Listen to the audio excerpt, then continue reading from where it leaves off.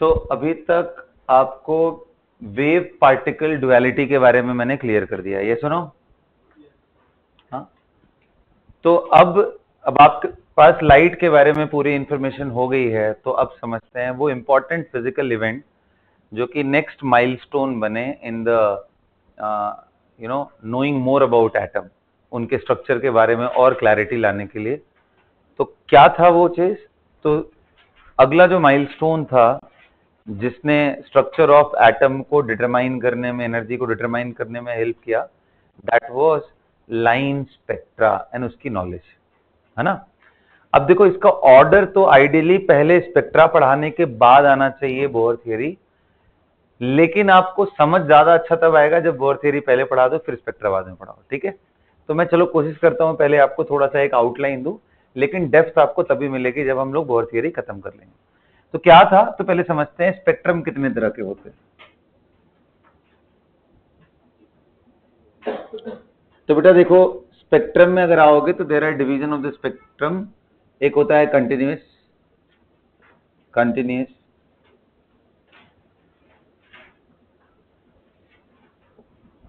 फिर एक होता है बैंड और एक होता है लाइन। तो मैं लाइन के बारे में स्ट्रेट अवे जंप करूंगा, लाइन स्पेक्ट्रा।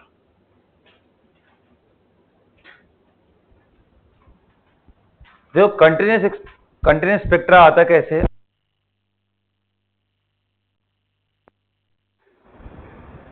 तो कंटिन्यूअस स्पेक्ट्रा कैसे ऑब्टेन होता है, ये बड़ा सिंपल सा है।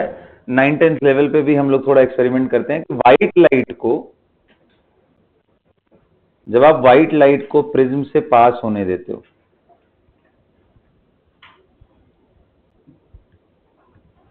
तो ये पर्दे पे आप अगर ध्यान से देखो,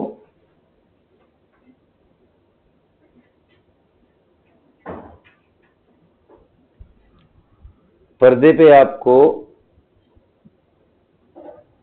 कंप्लीट कलर्स दिखाई देंगे, और वो कलर बड़ा इंटरेस्टिंगली, अगर आप पूरे पैटर्न को देखो तो इसके अंदर सबसे कम डिविएट होता है रेड, ऊपर मिलता है, और वॉयलेट नीचे मिलता है। अगर आप पूरा पैटर्न ड्रॉ करना चाहते हो तो VIBGYOR, मतलब अगर इसमें मैं हल्की हल्की लाइनिंग क्रिएट कर दूं,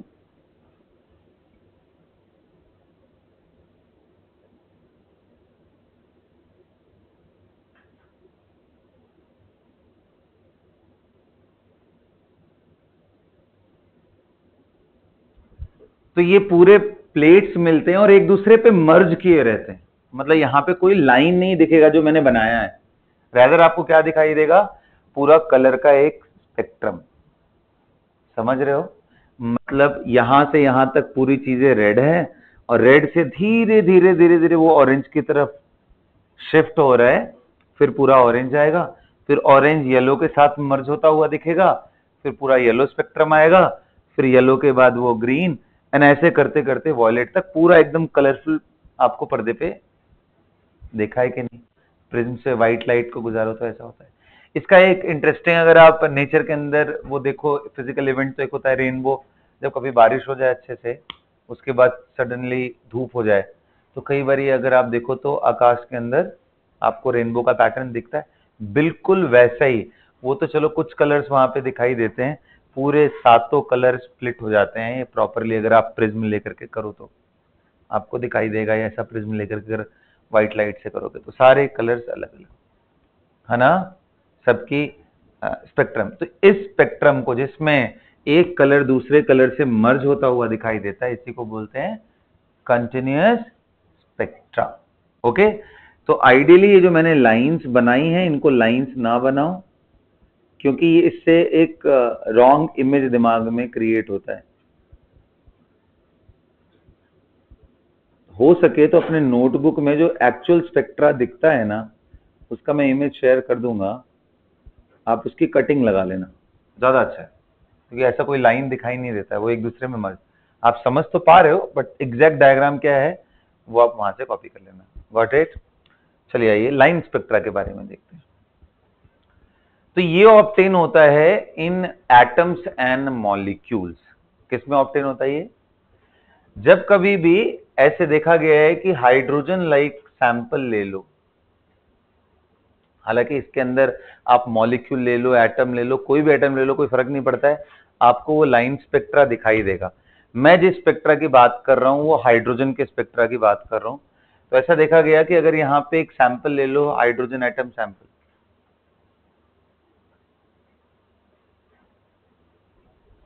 उनको ब्रेक डाउन किया गया एनर्जी दे करके, और यहां से व्हाइट लाइट उस पर भेजते हैं। भेजने के बाद इस सैंपल से वो व्हाइट लाइट की बीम जब बाहर आती है और प्रिज्म से टकराने के बाद फिर पर्दे पे जब वापस से वो पैटर्न देखने की कोशिश करते हैं तो इंटरेस्टिंगली डार्क लाइंस मिलती हैं, और वो डार्क लाइंस हायर एनर्जी वाले रेडिएशन की तरफ और नजदीक होती चली जाती।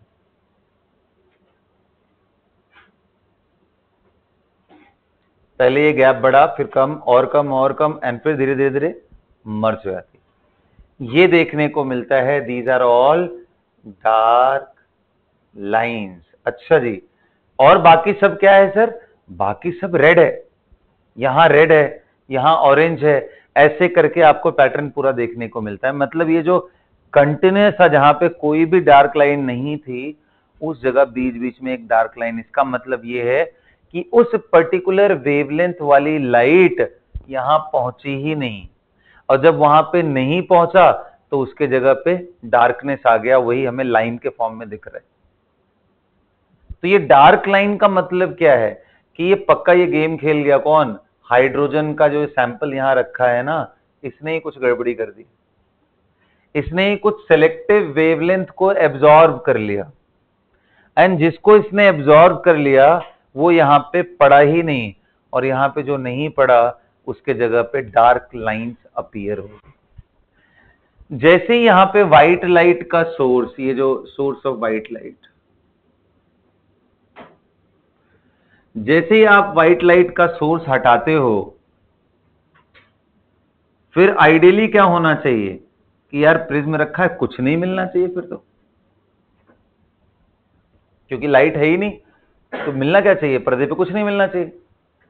लेकिन ये सैंपल अब इरेडिएट होता है, एंड यहां पे जिस जिस जगह पे पहले डार्क लाइंस आई थी, उन उन जगहों पे अब कलर्ड लाइंस आती हैं। ये बिल्कुल वैसी वाली बात हो गई कि जिन वेवलेंथ को इसने एब्जॉर्ब किया था, उन्हीं वेवलेंथ को ये वापस एमिट कर रहा है, बाहर निकाल रहा है। और जब बाहर निकालता है तो इस जगह पे जैसे आया था डार्क लाइन, अब ये कलर्ड लाइन हो गई। ये लाइंस बिल्कुल एकदम उन्हीं पोजीशंस पे रहते हैं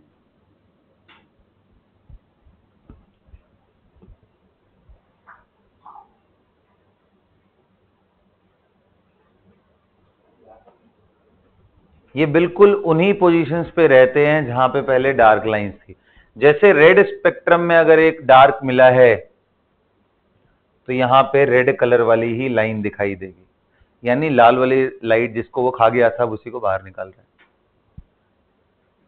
अगर ग्रीन में हमें ब्लैक मिला था तो दूसरा जो कलर मिलेगा आपको ग्रीन, ब्लू में मिला था तो ब्लू, वॉयलेट में मिला था तो ऐसे RGBV ऐसे करके यहां पे कलर्स देखने को मिलते हैं in case of hydrogen spectrum. अब ये बड़ा इंटरेस्टिंग सा चीज है, क्योंकि ये अपने आप में एक बड़ी इंटरेस्टिंग सी फाइंडिंग्स थी साइंटिस्ट कम्युनिटी के लिए कि यार ये क्यों हो रहा है। इसका मतलब ये है कि हाइड्रोजन एटम्स के जो सैंपल हैं, इसके अंदर जो इलेक्ट्रॉन है वो हर तरह के लाइट को एब्जॉर्ब नहीं कर रहा है, क्योंकि अगर सबको एब्जॉर्ब करता, पूरा ही पूरा एब्जॉर्ब हो जाता, तो यहां पूरा डार्क हो जाता। ये कुछ सेलेक्टिव वेवलेंथ को एब्जॉर्ब कर रहा है। इसका मतलब कहीं ना कहीं इलेक्ट्रॉन लाइट को ले करके एटम के अंदर ही एक स्टेट से दूसरे स्टेट में जंप कर रहे हैं। यानी यहां से यह पता चलता है कि एटम के अंदर एनर्जी लेवल्स का एग्जिस्टेंस है। एक पॉइंट से दूसरे पॉइंट पे वो फोटोन लेके जंप कर जा रहे हैं, एंड जब वो लाइट आप सोर्स बंद कर दे रहे हो तो वहां से वो डी एक्साइट होकर के वापस आ रहे हैं एंड उसी को वापस एमिट कर दे रहे हैं। तो कई बार एग्जाम में पूछता है कि लाइन स्पेक्ट्रा क्या डिनोट करता है, एटम के बारे में कौन सी इंफॉर्मेशन देता है, तो आप क्या बोलोगे?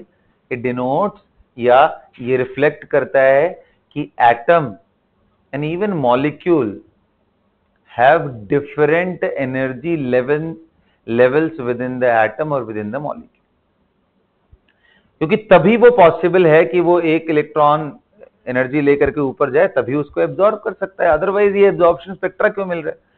ये जो स्पेक्ट्रा है इसको बोलते हैं एब्जॉर्प्शन, और ये जो एमिट हो रहा है इसको, अच्छा मैंने आपको विजिबल के लिए बोला, विजिबल लाइट के अलावा भी हमारे पास इलेक्ट्रोमैग्नेटिक रेडिएशंस है, अल्ट्रावायलेट है, एक्सरेज है, गामा रेडिएशंस है, इंफ्रारेड रेडिएशंस है, बहुत सारे हैं, माइक्रोवेव है, रेडियो। तो विजिबल पे जिस साइंटिस्ट ने थोड़ा ज्यादा काम किया था उनका नाम था बामर। क्या नाम था? यस, बामर। बामर सीरीज समझेंगे हम लोग क्या होता है। अल्ट्रावायलेट पे एक साइंटिस्ट थे जिन्होंने बहुत काम किया था, वो थे लाइमन। और इंफ्रारेड रेडिएशन पे कई सारे साइंटिस्ट लोगों ने मिलकर के काम किया था, अलग अलग जोन को लेकर के, और उन साइंटिस्ट के नाम थे पास्चन, ब्रैकेट एंड फंड। उनके अलावा भी एक थे हम्फ्री। तो कई सारे साइंटिस्ट हो गए। कौन कौन से हुए? Lyman, Balmer, Paschen,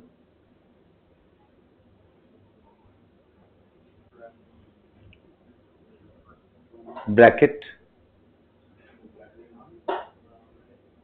fun, Humphry.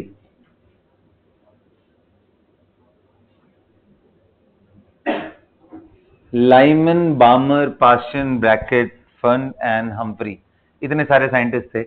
ये यूवी में इन्होंने काम किया, ये जो लाइंस दिख रही थी, ये विजिबल में काम किया इन्होंने।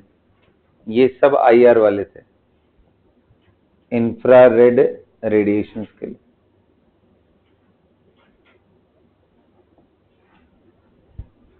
Ultraviolet, बामर, sorry ultraviolet, visible and IR. अब इन्होंने क्या पैटर्न निकाला, बात समझना। जो वेवलेंथ बाहर निकल रहे थे, मान लो विजिबल को पकड़ लिया, तो उन्होंने जो भी वेवलेंथ आई, λ1, λ2, λ3, λ4, इनमें ये ढूंढने की कोशिश करी क्या कोई मैथमेटिकल एक्सप्रेशन है जो इन सारे वेवलेंथ को एक फॉर्मूले में समराइज कर दे। तो मैथमेटिकली काफी जीनियस लोग थे ये वेवलेंथ की वैल्यूज को देख करके इन्होंने इंटरेस्टिंग पैटर्न डिराइव कर लिया और बोला यार ये सब सीरीज तो इस चीज को फॉलो कर रहे हैं, 1/λ is equal to a constant value जिसको रिडबर्ग कांस्टेंट बोलते हैं, z square 1/n1 square minus 1/n2 square. तो बोल रहे थे कि ये सारे जो वेवलेंथ निकल के आए हैं वो ये रिलेशन फॉलो करता है।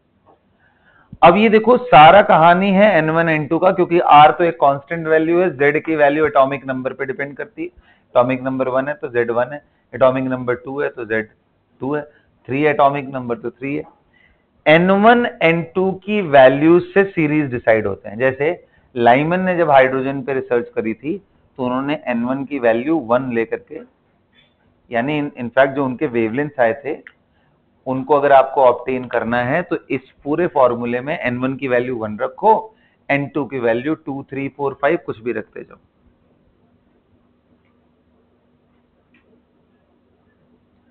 तो जब आप रखते जाओगे 5, 6, 7 डॉट डॉट डॉट, तो ऐसे अलग अलग लाइंस जिन जिन जगहों पे हैं उनका आपको वेवलेंथ का फॉर्मूला पता चलता जाएगा।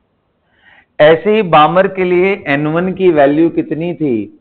2, और n2 की वैल्यू कितनी थी बेटा? 3, 4, 5, 6 डॉट डॉट डॉट डॉट। अरे ये n1 n2 नंबर्स हैं। ऐसे ही पास्चन के लिए चलते जाओगे, सबका n1 का वैल्यू शिफ्ट होता जाएगा, यानी पहला स्टार्ट हुआ 1 से, फिर 2 से, 3 से, ये 4 से स्टार्ट होता है, ये 5 से, ये पूरी सीरीज थी। अब ये सारा रिसर्च समझने के बाद नील्स बोहर एक कंक्लूजन पे पहुंचे जिसको हम लोग बोहर थियरी के नाम से जानेंगे। और उनका ये बात समझ लेने के बाद, ये अभी लिखना नहीं है, ये तो बस मैं आपको समझाने के लिए बस बता दिया हूं। इसके बाद मैं आपको एमिशन स्पेक्ट्रा समझाऊंगा। फिलहाल आप continuous spectra and line spectra का डायग्राम बना लीजिए। इसको बोलते हैं एब्जॉर्प्शन स्पेक्ट्रा,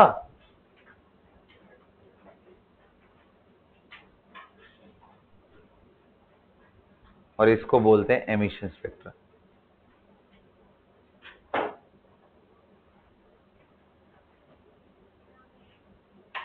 ठीक है, ये सारे नाम याद रहेंगे ना, Lyman, Balmer, Paschen, Brackett, Pfund and Humphry.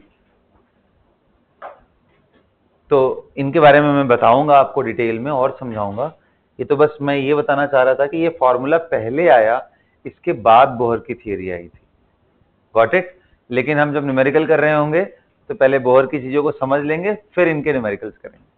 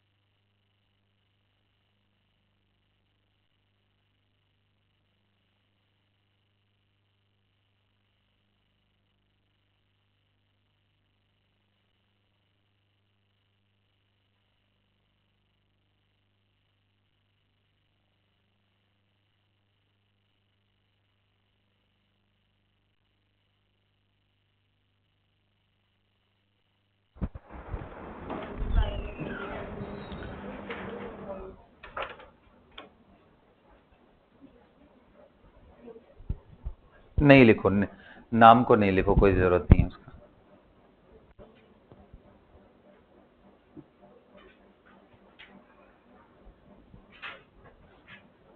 Got it? Formula लिखना है तो लिख लो, कोई बात नहीं। क्योंकि इस पे अभी देखो लिख तो लोगे, पर इस पे न्यूमेरिकल्स में नहीं कराने वाला, इस पे न्यूमेरिकल्स में बाद में कराऊंगा। अच्छा, तो ये बात आपने लिख लिया ना, लाइन स्पेक्ट्रा, एब्जॉर्प्शन स्पेक्ट्रा में dark line and emission spectra में कलर्ड लाइन। इंपॉर्टेंट क्या है, ये ऐसे हैं कि जैसे अगर इसका फोटोकॉपी कराओ तो ये निकल के आएगा ना, वैसा ही कुछ है। या कलर्ड लाइन का फोटोकॉपी कराओ तो यहाँ पे मतलब लाइन की पोजीशन बिल्कुल एग्जैक्टली मैच करती है। गॉट इट ना? बस फर्क ये है कि एक कलर्ड है और दूसरी डार्क लाइन। मतलब एक ने उन लाइट को एब्जॉर्ब कर लिया और दूसरे में उसी लाइट को एमिट कर दिया। आप नीचे लिख लेना, the conclusion of the line spectra is there is existence of different energy levels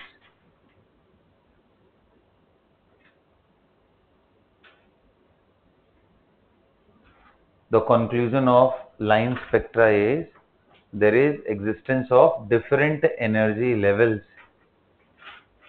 within atoms.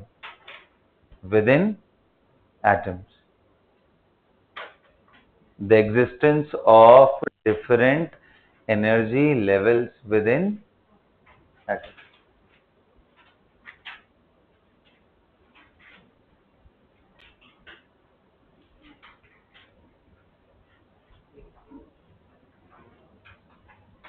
Got it now? चले बेटा किया जाए? ओके चलिए अब समझते हैं सबसे इंपॉर्टेंट जो हम लोग को टॉपिक इसके बाद समझना था वो है बोहर थ्योरी।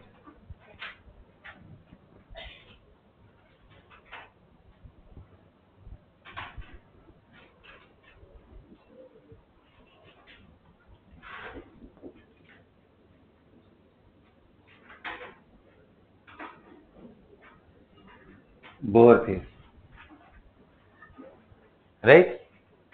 देखो अभी तक प्रॉब्लम क्या थी हमारे एटॉमिक लेवल पे जो डिस्कशन थे, रदरफोर्ड ने ये बताया तो था कि न्यूक्लियस बड़ी छोटी सी चीज है, इलेक्ट्रॉन इसके चारों तरफ सर्कुलर ऑर्बिट में घूम रहा है, बट बाकी सारे साइंटिस्ट ने क्या रेज कर दिया इनके स्टेबिलिटी पे क्वेश्चन कि भाई इलेक्ट्रॉन चार्ज पार्टिकल है, मैक्सवेल थ्योरी के हिसाब से अगर वो एक्सेलरेटेड है तो एनर्जी रेडिएट करेगा, और एनर्जी रेडिएट किया तो ऐसे गोल गोल घूमते घूमते कहां पहुंच जाएगा?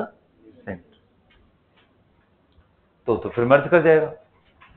तो रदरफोर्ड के पास इसका कोई एक्सप्लेनेशन नहीं था। और भी बहुत सारे डिमेरिट्स थे कि इलेक्ट्रॉन अगर ऐसे है तो उसकी एनर्जी बताओ, रेडियस बताओ, वगैरह वगैरह, ये सारी चीजें इनके बारे में इनके पास कोई इंफॉर्मेशन नहीं था, कोई तरीका नहीं था। लेकिन बोहर ने काफी हद तक वो जो स्पेक्ट्रम की चीजें थी, लाइमन, बामर, पास्टियन, ब्रैकेट फंड, उन सबको बड़ा डिटेल में स्टडी किया।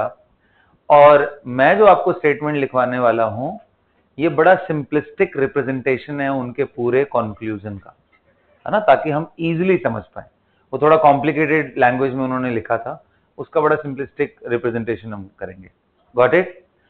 तो एज पर बोहर थियरी, पहली बात सुनो सुनो सुनो, रिलैक्स, लिखो नहीं अभी, पहले समझो, क्योंकि ये समझने वाला टॉपिक ज्यादा है, नोट मेकिंग करेंगे आराम से।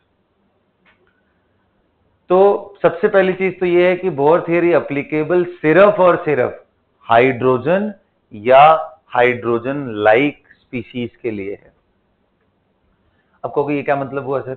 हाइड्रोजन के लिए एप्लीकेबल है, एप्लीकेबल होगा हीलियम प्लस के लिए, नॉट फॉर हीलियम। एप्लीकेबल है लिथियम 2+ के लिए, but not for lithium. Beryllium 3+ के लिए, but not for beryllium. Sir इन सभी में खास बात क्या है? Every one of them have 1 nucleus and 1 electron. ये सुनो, आप बोलो हाइड्रोजन के पास कितने इलेक्ट्रॉन है? 1। हीलियम पे कितने होते हैं दीपिंदर, गुरविंदर, कितने होते हैं हीलियम पे बताओ? 2 होते हैं। हीलियम प्लस करेंगे तो 1 आएगा, लिथियम करेंगे तो 3, लिथियम 2+ कर देंगे तो सभी के पास 1 इलेक्ट्रॉन है ना, बोलो। तो इन्होंने बताया, पहले बातें सारी समझ लेंगे उसके बाद लिखना है। तो इन्होंने क्या समझाया कि भाई इलेक्ट्रॉन सर्कुलर ऑर्बिट में घूमेगा, कोई बड़ी बात नहीं है, क्योंकि ये बात तो हमें रदरफोर्ड ने भी बताई थी। उन्होंने बताया कि देखो इलेक्ट्रॉन सर्कुलर ऑर्बिट में तो घूमेगा अराउंड न्यूक्लियस, और न्यूक्लियस पे अगर Z प्रोटॉन है, Z is the atomic number, तो उस पे चार्ज कितना होगा? Z into E. What is E? 1.6 into 10⁻⁻19। ध्यान रखना, ई का मतलब इलेक्ट्रॉन भी होता है, ई का मतलब चार्ज, मैग्नीट्यूड, साइन को फ्री करके। This value is also known as E, इसको भी ई बोलते हैं, है ना? अक्ष नहीं जा रहा है। So Ze and E. So Ze is the charge on the nucleus and this is the charge on, got it? मतलब E का मतलब ये प्रॉपर इलेक्ट्रॉन है, चार्ज ऑन इलेक्ट्रॉन नहीं। अब ये सर्कुलर ऑर्बिट में घूमेगा, तो फिर वही बात हुई भाई, रदरफोर्ड ने भी यही बात बोला। इन्होंने एक लाइन और ऐड किया, इन्होंने बोला कि ये कहीं पे भी रैंडमली नहीं घूम सकता, ये सिर्फ उन्हीं रेडियस पे या उन्हीं ऑर्बिट्स में घूम सकता है जहां पे एक बड़ा स्पेशल रिलेशन काम कर रहा है बिटवीन एंगुलर मोमेंटम। क्या काम कर रहा है रिलेशन भाई? कि एंगुलर मोमेंटम की वैल्यू या तो h/2π हो सकती है, या 2h/2π हो सकती है, या 3h/2π हो सकती है, यानी NH/2π। ये पहला क्वांटाइजेशन का प्रिंसिपल था जिसका यूज किया नील्स बोहर ने to explain the structure of atom. इसके पहले हमने क्वांटाइजेशन का यूज किया था to understand about particle nature of light. ध्यान देना, quantization, existence in discrete values, यही होता है ना। किसी एक वैल्यू के इंटीग्रल मल्टीपल में भी अगर कोई चीज है तो डिस्क्रीट ही ना, तो ये क्वांटाइज्ड है। ये सुनो, एंगुलर मोमेंटम क्वांटाइजेशन का प्रिंसिपल इन्होंने दिया, बोला कि ऐसे ही कहीं इधर उधर नहीं घूमेगा, ऐसे ही जगहों पे घूमेगा जहां पे उसका एंगुलर मोमेंटम। अब आप लोग जानते हो what is momentum everybody? m into v is momentum. Angular momentum बोले तो r से बस मल्टीप्लाई कर दो। mvr is the angular momentum. Moment of momentum is known as angular momentum. mvr का वैल्यू उन्होंने बोला कि nh/2π। अब देखो, the beauty of this second equation is, पहला इक्वेशन हमारे पास क्या है? Force is equal to m into we square by r. भाई फोर्स की वैल्यू क्या होती है? Mass into acceleration. ये सेंट्रीपिटल फोर्स है तो रेडियल एक्सेलरेशन होगा। बोलो ना, सर्कल में घूम रहा है ना, कौन सा एक्सेलरेशन? रेडियल। ऐसे करके रखेगा तो एफसी की वैल्यू कितनी है? कूलम्बिक फोर्स की वैल्यू कितनी है? 1/4πε0 Q1 Q2 upon r square is equal to mv square by r. अच्छा, हमें क्या क्या नोन है? Q1 Q2 नोन है, m नोन है, ये पूरी कहानी नोन है। क्या अननोन है? v and r। यहाँ पे भी क्या अननोन है? अरे भाई n की वैल्यू क्वांटाइज्ड है, ये 1 2 3 4 कुछ भी हो सकती है। नोन क्या है? m, h, पाई, सब नोन है। क्या नोन? दो अननोन को फाइंड आउट करना हो तो कितने इंडिपेंडेंट इक्वेशन चाहिए? दो। याद रखना, जितने अननोन को आपको निकालना हो उतने इंडिपेंडेंट इक्वेशन आपको चाहिए। अगर दो अननोन निकालना हो तो दो, तीन निकालने हो तो तीन। कितने अननोन निकालने थे हमें? दो। कौन कौन सा है वो अननोन? एक है v और दूसरा क्या है? r। And v and r को निकालने के लिए हमें दो इक्वेशन मिल गए, तो क्या अब हम v भी निकाल सकते हैं एंड r भी निकाल सकते हैं? बोलिए। एंड v निकाल लिया तो कितने लोग कह रहे हैं काइनेटिक एनर्जी भी निकल जाएगा। काइनेटिक एनर्जी कैसे होता है? Half into v. Got it? बोलो। काइनेटिक एनर्जी निकल गया, फिर पोटेंशियल एनर्जी का भी एक फॉर्मूला होता है। क्या होता है? 1/4πε0 Q1 Q2 बाई r। सुन लो बात थोड़ा ध्यान से। कुछ बच्चों ने एक बात और भी अभी बोला कि सर पोटेंशियल एनर्जी का फॉर्मूला होता है mgh। गलती पता है क्या है उसमें? गलती ये है कि आपने जो डिस्कशन किया वो कोई ग्रेविटेशनल पोटेंशियल एनर्जी का, अगर h हाइट यहां से लिया जाए तो इसकी एनर्जी क्या हो जाती है? mgh, प्रोवाइडेड इस जगह पे 0 मान लो। लेकिन मैंने बोला ग्रेविटी का हम तो रोल ही नहीं लेते हैं एटॉमिक लेवल पे। हमें यहाँ पे कौन सा फोर्स काम कर रहा है? इलेक्ट्रोस्टैटिक। तो इसलिए जैसा फील्ड फोर्स वैसा उसका पोटेंशियल एनर्जी। ग्रेविटेशनल फोर्स हुआ तो कौन सी एनर्जी? Gravitational potential. और अगर वो क्या हो गया बेटा, ग्रेविटेशनल अगर नहीं हुआ, दूसरा हो गया तो इलेक्ट्रोस्टैटिक, तो इलेक्ट्रोस्टैटिक पोटेंशियल। उसका फॉर्मूला बड़ा सिंपल सा है, फोर्स के फॉर्मूले से एक आर कम कर दो तो देखो पोटेंशियल का बन जाता है। देखो ना, सारी कहानी वही, बस आर आ गया। फोर्स में क्या होता है, force, electrostatic force F is equal to, coulombic force में बता रहा हूं, 1/4 pi epsilon naught into Q1 Q2 upon r square.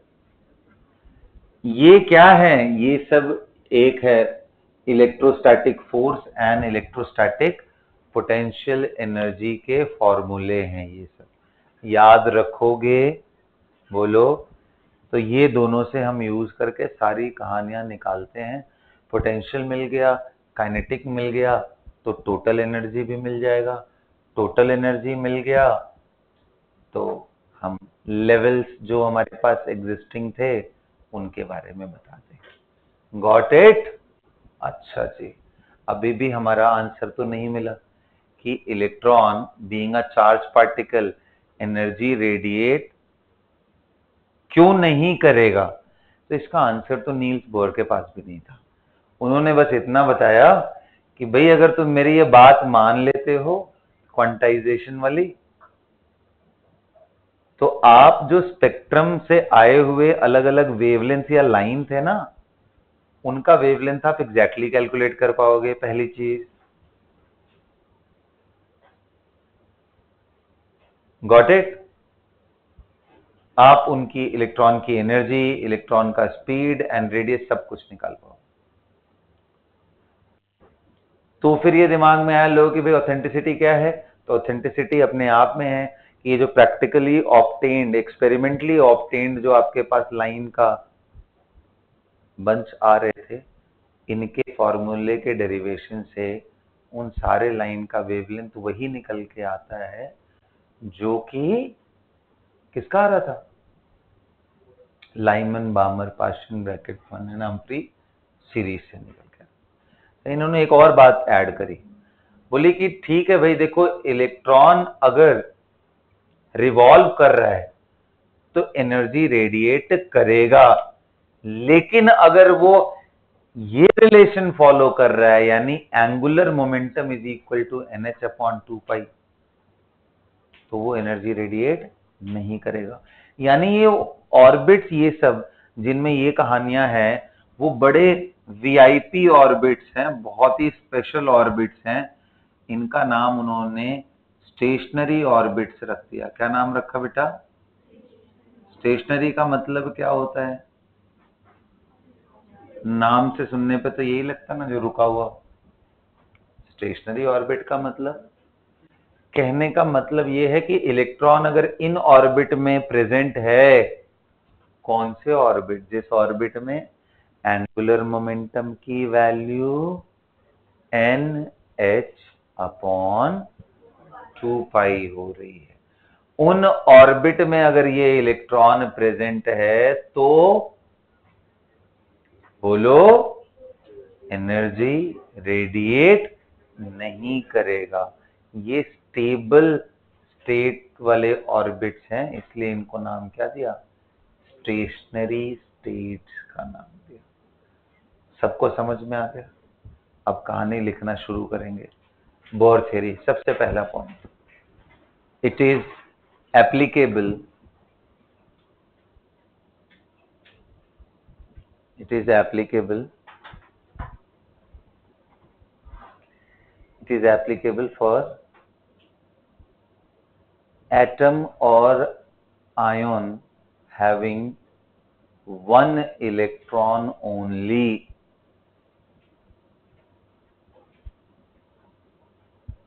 Atom or ion having one electron.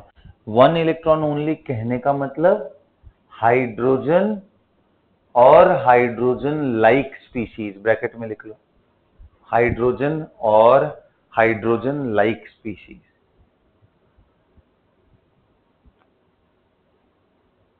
Example किसके लिए वैलिड है? H के लिए, He+ के लिए लिखते जाओ, that is it is valid for H, He plus, Li2 plus, but not किस पे वैलिड नहीं? Normal helium atom, lithium, even lithium plus के लिए भी नहीं, क्योंकि इसके पास कितने इलेक्ट्रॉन है? दो नहीं होने चाहिए, इलेक्ट्रॉन एक है। अच्छा जी, क्या O2 प्लस के लिए भी, सॉरी माय बैड, क्या H2 प्लस के लिए भी वैलिड है? नो, क्योंकि इट हैव 2 एटम्स। ये आयन ऐसा है जो 2 हाइड्रोजन जैसा होना चाहिए, यानी एटम भी एक ही हो, उसी से डिराइव्ड आयन होना चाहिए। डबल न्यूक्लियस वाली चीजें नहीं चाहिए, एक ही सिंगल न्यूक्लियस। सभी को समझ में आया ये बात? बोलिए, आगे देखें फिर। लिखिए।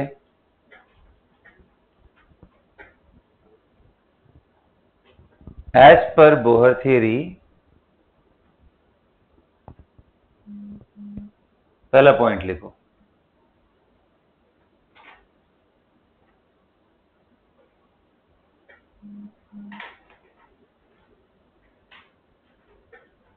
As per Bohr theory,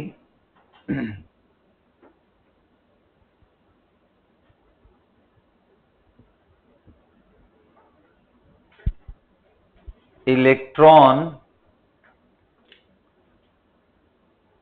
revolves around nucleus in circular path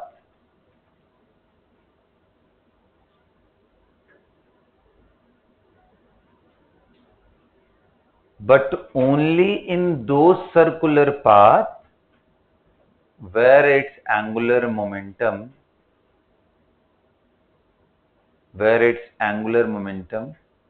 is either h by pi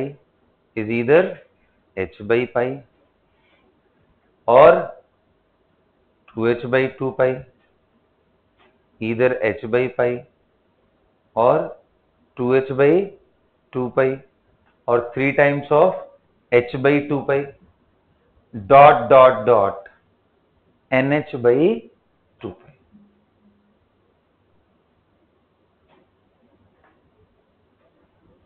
okay, अगला पॉइंट लिखो। हाँ बोलना बेटा, क्या हुआ नेक्स्ट? हाँ, h is the Planck's constant, yes, got it. अगला पॉइंट लिखो।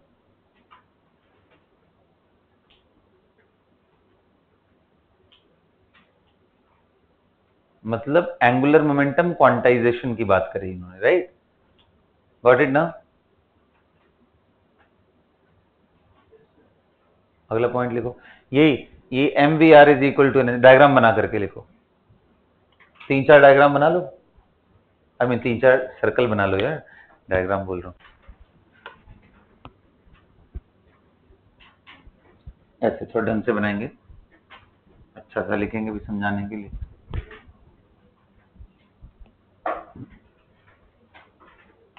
ध्यान से देखो।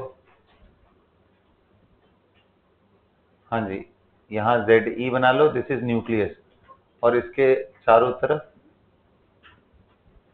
इलेक्ट्रॉन इनमें से कहीं भी घूम सकता है।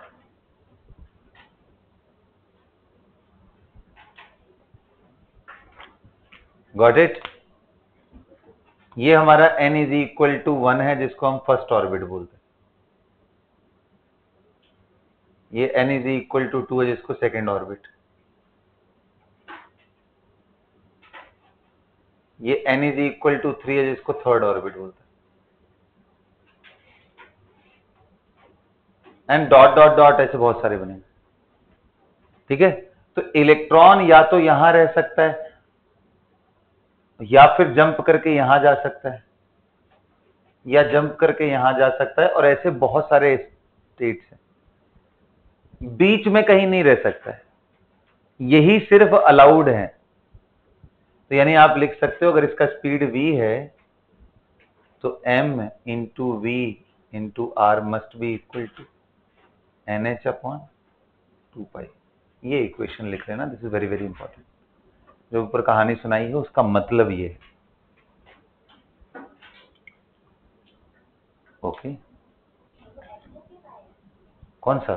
नीचे नीचे तो पाई है, वो भी ऐसे ही दिख रहा है ना, पाई कर लो।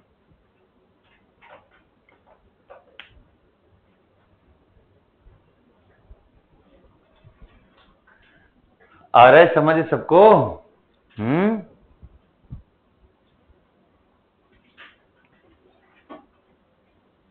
आ रहा है? हाँ ओके जी, अब अगला पॉइंट लिखिए। दीज ऑर्बिट्स, कौन से orbits?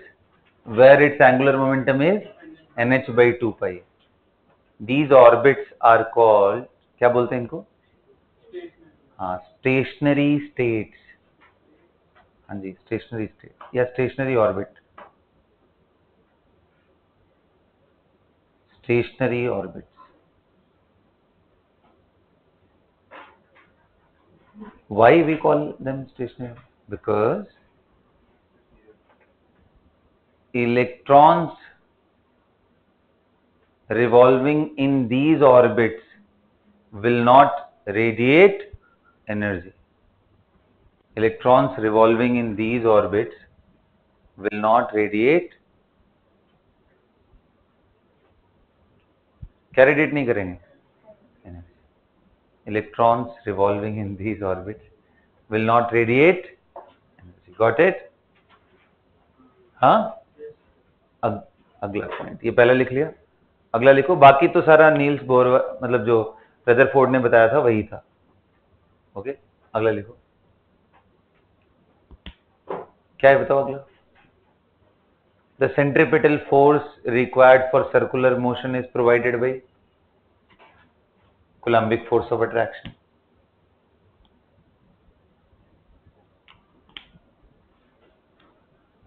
The centripetal force required for circular motion is provided by what? Coulombic force. अब बताओ, इन सभी का अलग अलग होगा रेडियस भाई, आर, मैं उसको जनरल आर लिख दे रहा हूं, ऐसे आर एन लिखते हैं, nth ऑर्बिट का रेडियस MVRN, यहां छोटा सा n लिखा रहता है, इट सिंबलाइजेस कि nth ऑर्बिट का, तो चलेगा, डायरेक्ट भी लिख दोगे तो चलेगा आर, क्योंकि हम तो पहले जनरल टर्म्स में निकाल रहे हैं ना, बाद में उसको कर देंगे, ठीक है। तो अब कितने लोग कह रहे हैं, ये दोनों लिख लेना बेटा, ये कोलम्बिक फोर्स है और ये potential energy, electrostatic force and electrostatic potential energy. अब बताओ, एक बात बताओ, बता दो यार तुम लोग, अगर इसका मास m है, स्पीड v है, अंदर की तरफ फोर्स F लग रहा है, तो we know that F centripetal force is equal to mass into acceleration, radial acceleration. दो कंपोनेंट होते हैं एक्सेलरेशन के, रेडियल एंड टेंजेंशियल।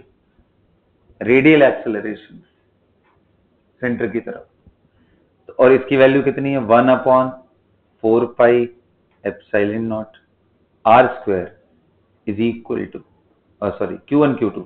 अभी कितने लोग कह रहे हैं Q1 Q2 is equal to m into, अच्छा एक बात ध्यान रखना, रेडियल एक्सेलरेशन की वैल्यू जो होती है वो v²/r होती है, क्या होती है? हाँ, ये याद रखना है अभी आपको ना, आगे सर्कुलर मोशन में फिर पढ़ाएंगे आपको। रेडियल एक्सेलरेशन की वैल्यू, अगर आपको स्पीड पता हो, रेडियस पता हो, तो v²/r, सीधा सीधा, बहुत सिंपल है ना। अच्छा, ये तो Q1 Q2 है।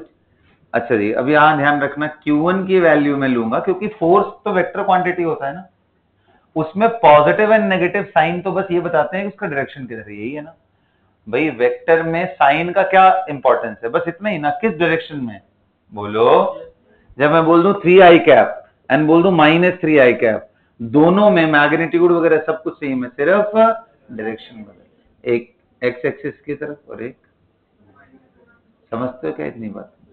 तो यहाँ पे हमें माइनस प्लस के जगह पे सिर्फ क्या रखना है, एक वैल्यू में ले रहा हूं z into E and Q2 ले रहा हूं -e। -e का मतलब, जहां पे e का मतलब क्या होता है जी, 1.6 × 10 के पावर, मतलब magnitude of the charge on electron और प्रोटॉन। समझ में आ गया? तो ये जो फोर्स की वैल्यू है उसमें माइनस साइन आएगा तो सही, बट माइनस का मतलब अंदर की तरफ हमारा, गॉट इट। तो इसलिए उसको हम इग्नोर मार के चलेंगे, तो क्या लिखेंगे, Z E into E upon 4 pi epsilon naught R square is equal to M V square by. इसको थोड़ा और ढंग से लेफ्ट राइट करके थोड़ा देख लेते हैं, क्या आएगा, M V square is equal to Z E square upon 4 pi epsilon naught R. Did you guys get it? बोलो, सबको समझ में आ गया? अब आपके पास कितने इक्वेशन है बच्चा पार्टी? 2 इक्वेशन है, पहला ये और दूसरा ये। कितने अननोन है आपके पास?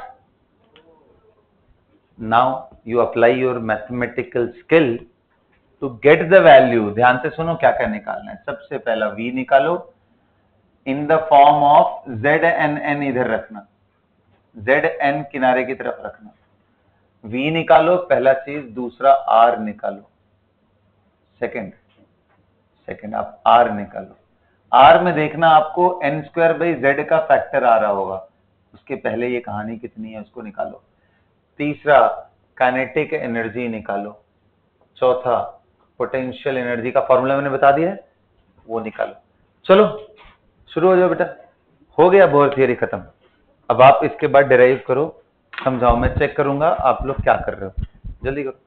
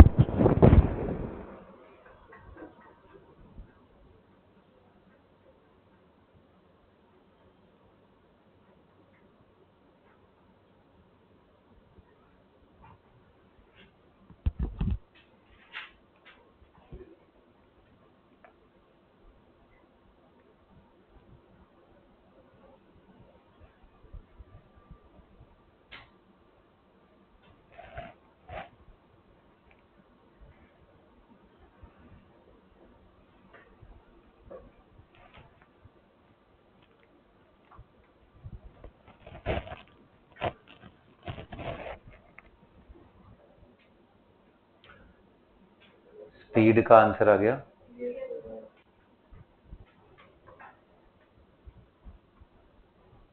चलो देखा जाए।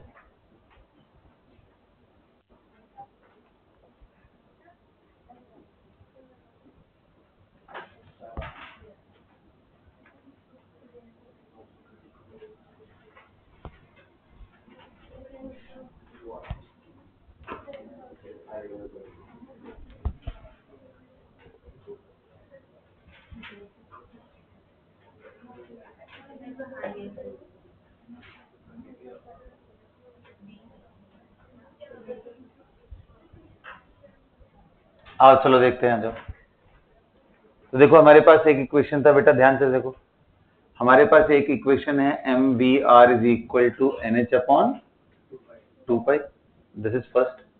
एंड सेकेंड इक्वेशन इज हमने किया था M into we square into R is equal to, देखो तो जरा क्या मिलने वाला है, Z E square upon 4 pi epsilon naught. ये सुनो, दोनों इक्वेशन का कोई प्रॉब्लम किसी को? यहाँ पे बेटा आर था, उसको मैं इधर लेके आ गया, कोई दिक्कत? बोलो, ठीक है ना। वो सेकंड इक्वेशन कहां से आया था? वो जो फोर्स को इक्वेट किया था, व्हाट इट। अब इन दोनों को ध्यान से देखो तो कितने लोग कह रहे हैं, एक तो तरीका ये होता है बड़ा लेंदी सा कि आप यहां से v का वैल्यू निकाल के r के टर्म में यहां डाल दो और फिर r निकालो। दूसरा थोड़ा सा बुद्धि का यूज करो, देखो यहाँ एम वी आर है और यहाँ एम वी इंटू आर है, 2 v है तो डिवाइड कर दो, एक ही v बचेगा, r गायब हो जाएगा इक्वेशन से, तो आंसर आ जाएगा एक ही लाइन में। Dividing 2/1 we will get straight away v। क्या दिख रहा है? क्या सबको दिख रहा है कैसे हुआ ये? m इंटू वी लिख लो भाई, तुम लोग ना ऐसे मुझे देखते हो कि जैसे मैं पता नहीं क्या कर रहा हूं, कोई एलियन मेथड यूज कर रहा हूं। लिख लो भाई साहब, सब खूब मजे से लिखो, गॉट इट। अब देखो r से r दिख रहा है, m से m, और एक v से एक, अब दिख रहा है। अब अच्छे से देखो मुझे तुम लोग, Z E square upon 4 pi epsilon naught 2 pi by N H. बताओ, डिवाइड करने का मतलब उल्टा करके मल्टीप्लाई करना होता है। अच्छा जी, 2 पाई से 4 पाई कटाओगे 2 टाइम्स में जाएगा। हम बोलिए बेटा, और मैंने बोला था जितना भी जेड एन एन है उसको किनारे की तरफ फेंक दो, किनारे की तरफ फेंकोगे इसको और इसको तो क्या बच जाएगा, ई स्क्वायर अपॉन 2h एप्सिलॉन 0। ये आ गई v की वैल्यू, यस और नो? हाँ। अब बेटा यहाँ पे e रखोगे, e तो क्या है जहां पे आपको मालूम है, e का मतलब कितना है, 1.602 इंटू 10 के पावर। हाँ जी, epsilon not permittivity of air है, h वगैरह सब कुछ आप जानते हो। ये सारी वैल्यूज जब रखोगे तो v की वैल्यू आती है 2.16 इंटू 10 के power 6 z by n metre पर second. Can you imagine with what speed the electron is moving? See the power, 10 के पावर 6 मीटर पर। अरे बाबा, z और n किस पे डिपेंड करेंगे, कौन से ऑर्बिट में है और कौन सा एटम या आयन आपने लिया है, यही है ना z एंड n। बोलो, z वही है और n, बोलो बेटा। तो एक बात बताओ, 10 के पावर 6 मीटर पर सेकेंड का मतलब 1000 किलोमीटर एक सेकेंड में इलेक्ट्रॉन चल रहा है, इतनी स्पीड है उसकी।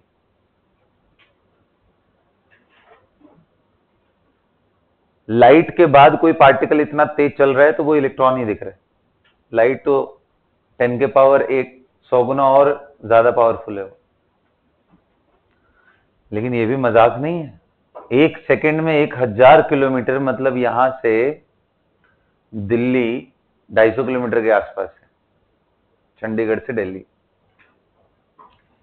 एक सेकेंड में चंडीगढ़ से दिल्ली, दिल्ली से चंडीगढ़, चंडीगढ़ से दिल्ली, दिल्ली से चंडीगढ़, इतना बार वो कवर कर चुका होगा 1 सेकंड के अंदर। 2 राउंड मार चुका है, चंडीगढ़ टू दिल्ली, दिल्ली टू चंडीगढ़। ऐसे कितना मजा आ जाए अगर ये स्पीड हमें मिल जाए तो। नहीं, प्लेनेट छोड़ के भाग जाओगे? ठीक है, समझ आया ना? तो ये बहुत ज्यादा स्पीड होती है इलेक्ट्रॉन की। Got it? नोट कर लिया? अच्छे से बॉक्स में बंद कर लेना, भागने ना पाए। बहुत स्पीड है इसका इलेक्ट्रॉन का। अब बताओ बेटा, अगर V आ गया है आपको V, तो R नहीं निकल जाएगा क्या? बोलो R। अब V को उठा के कहीं भी फेंक दो यार, यहाँ पे, यहाँ करो, इसे सब्स्टिट्यूटिंग V इन इक्वेशन 1।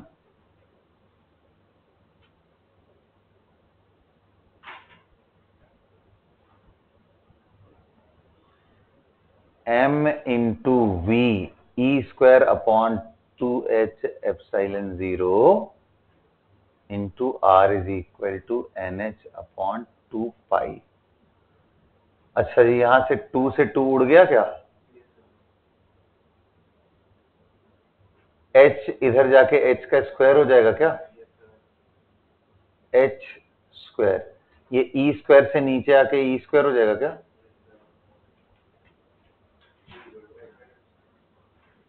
और यहाँ एप्सिलॉन 0 इधर आ जाएगा क्या? यहाँ पाई भी आ जाएगा क्या बेटा? और देखो जरा,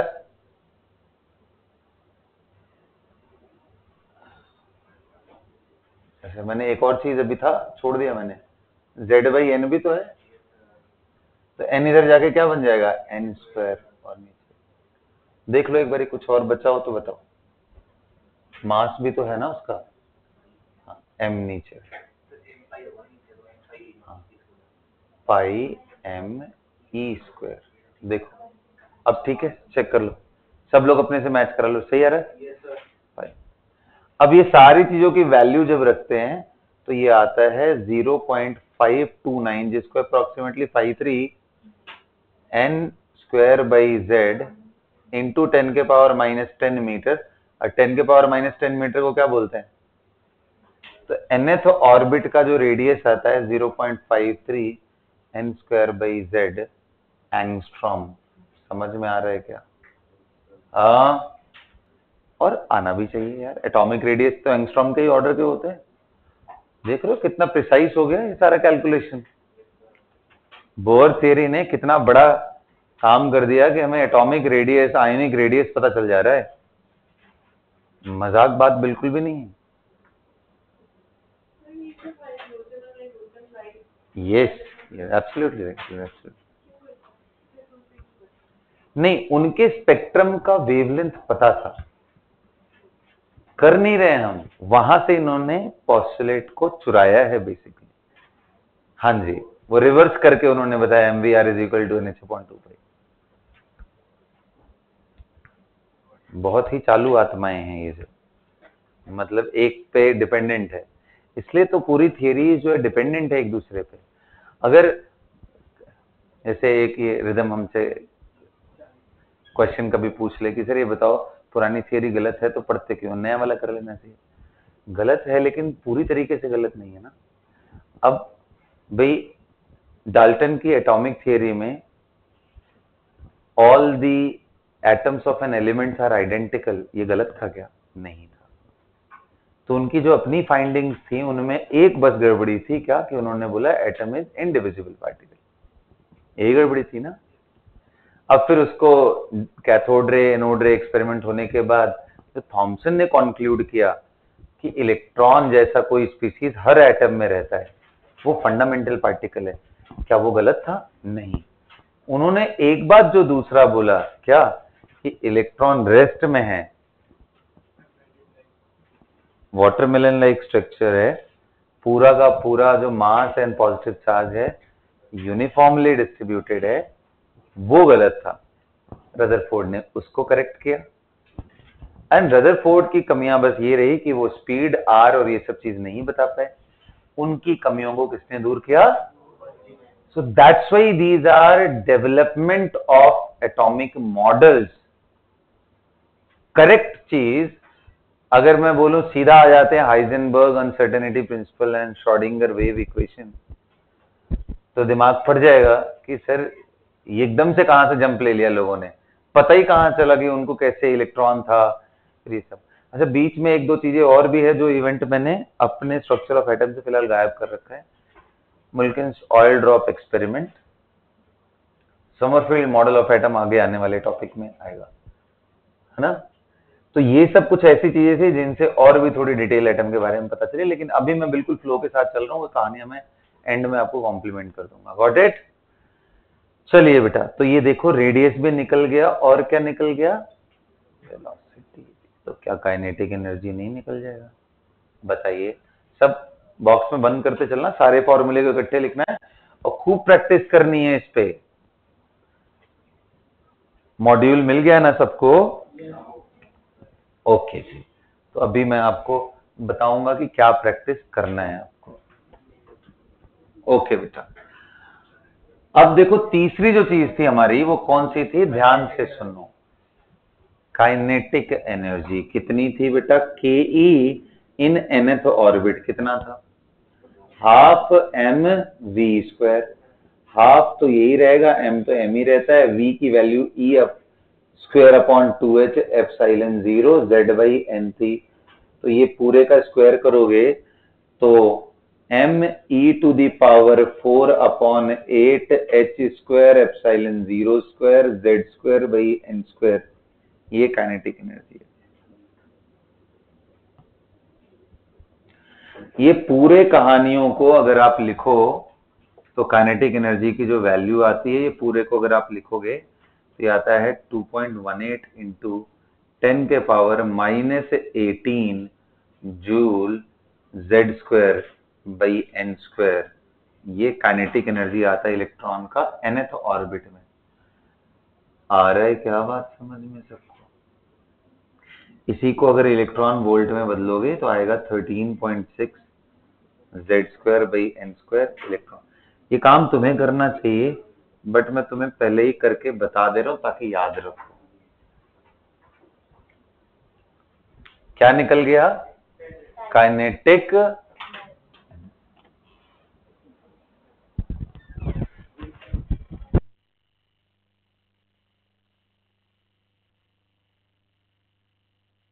क्या? ये काइनेटिक एनर्जी। अच्छा प्यारे बच्चों, पोटेंशियल एनर्जी भी कर लेते हैं, टोटल एनर्जी भी, बस उसके बाद फॉर्मूले खत्म, फिर एप्लीकेशन ही एप्लीकेशन है। अच्छा करें?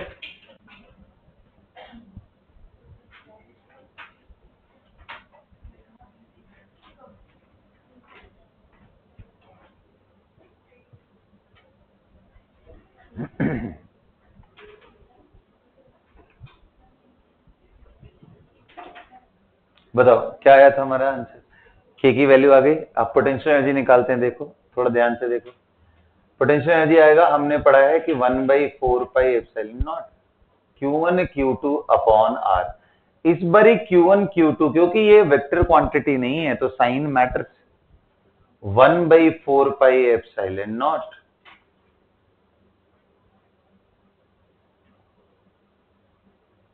Q1 ZE Q2 minus E upon R। R का वैल्यू बताओ कितना है? H स्क्वायर एप्सिलॉन नॉट, ये ऊपर चला जाएगा पाई m E स्क्वायर, ऊपर चला गया। बोलो ना, यही आ रहा है क्या? अच्छा अभी एक चीज तो भूल ही गए, यहाँ पे n स्क्वायर बाई जेड भी तो था, तो n square by Z, R नीचे था तो यहाँ n स्क्वायर, ऊपर एक z और। अब देखो ये z और ये z दोनों को मिलाओ, तो पहले किनारे कर लो, z square by n square. आ रहा है क्या?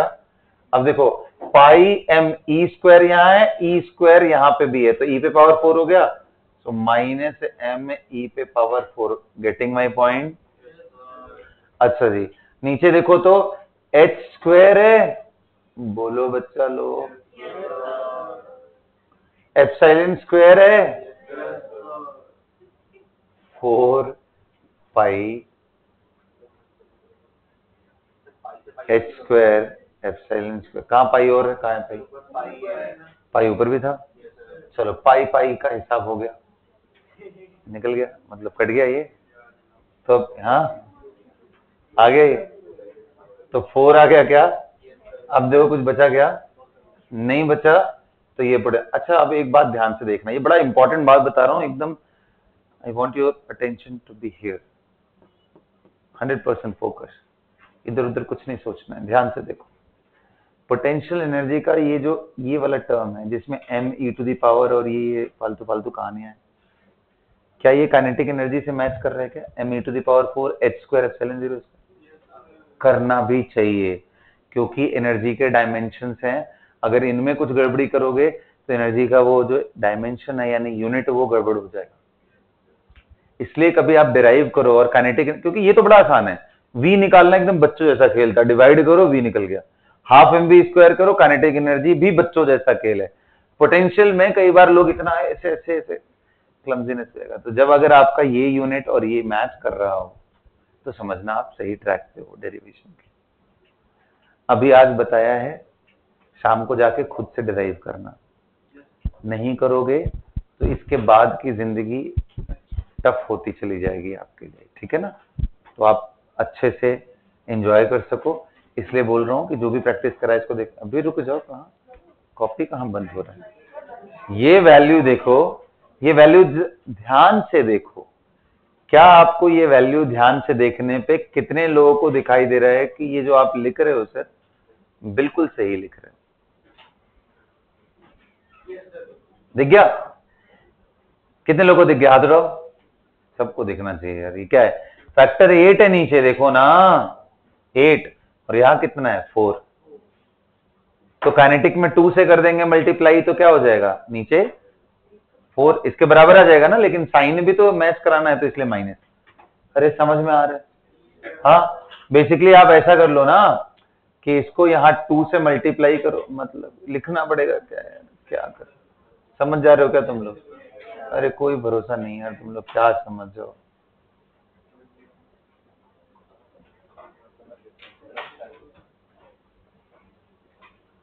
अब समझ जाओगे। ये देखो ये क्या है? Kinetic energy. दिख रहा है क्या?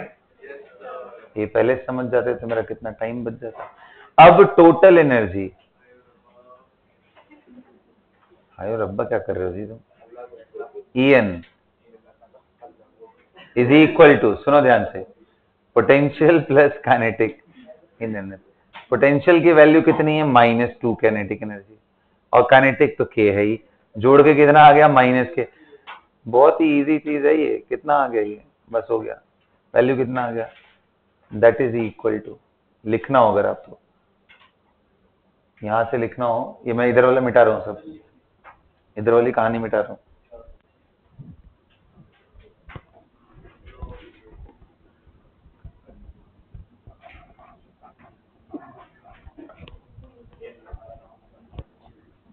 हाँ जी बच्चों, सुन रहे हो क्या आप लोग? En जिसको टोटल एनर्जी से रिप्रेजेंट करते हैं, -13.6 Z²/n² इलेक्ट्रॉन वोल्ट, और En can be written as -2.18 × 10⁻⁻18 n²/z² joule में। जिस यूनिट में पूछा जाए आंसर उसमें बनाओगे। आपके पास फॉर्मूले इकट्ठे हो गए। वेरिएबल्स क्या है? सिर्फ n एंड z। n क्या होता है? ऑर्बिट नंबर, 1 2 3 4 लिखा होगा, first orbit, second orbit. z क्या होता है? कौन सा आयन या एटम लिया है। जैसे बताओ लिथियम 2+ के लिए z की वैल्यू क्या होगी?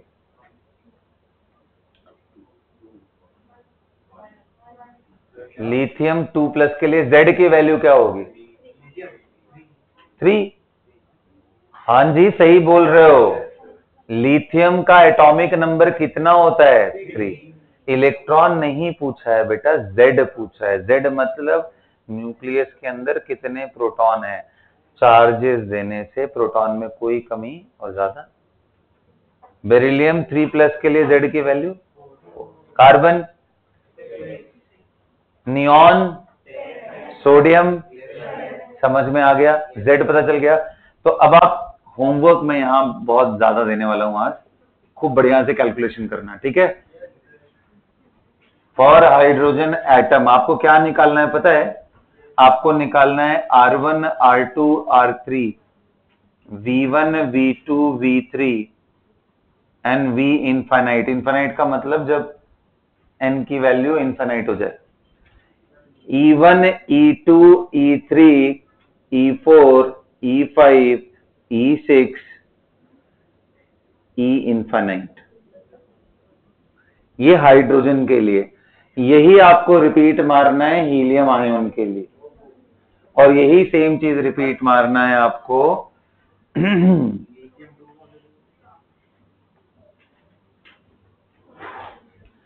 ये सारे के लिए। हाँ बिल्कुल, एक बरीली में, मतलब मैं बोल रहा हूँ लोडेड।